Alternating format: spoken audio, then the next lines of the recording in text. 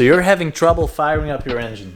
And stay tuned, because in this tutorial I'm gonna show you how you can quickly diagnose a bad battery and replace it if necessary. And make sure to stick to the end, because I got some tips for you on how to even prevent the battery from dying in the first place.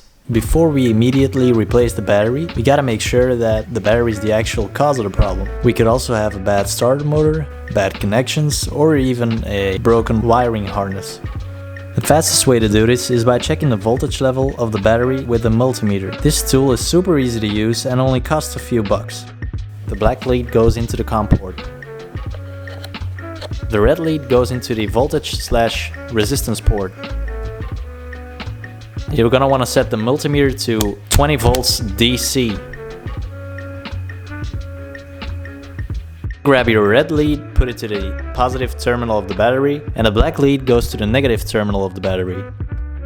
A number should pop up on the screen. A good and healthy battery should have a voltage level of at least 12.6 volts. Anything lower than 12 volts means the battery is probably drained and it needs to be recharged.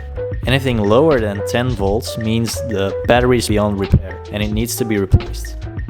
For this you're gonna need a 10mm socket, a ratchet or impact driver, and a Phillips head screwdriver. Always make sure to cut the ignition before you start working on the electrical system. Remove the plastic cover using a 10mm socket.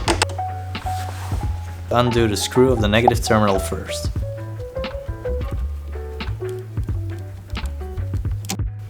Then undo the screw of the positive terminal.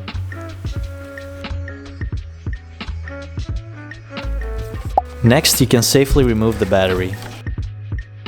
The new battery should have the same cold cranking amps value and capacity value. Installing the new battery is the exact opposite of removing it. Make sure it's properly seated. Connect the positive wire to the positive terminal of the battery.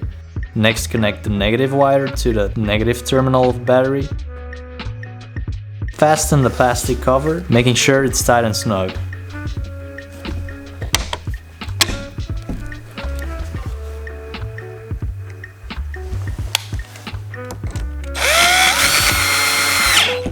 Now that the new battery is installed, we can power on the Go-kart.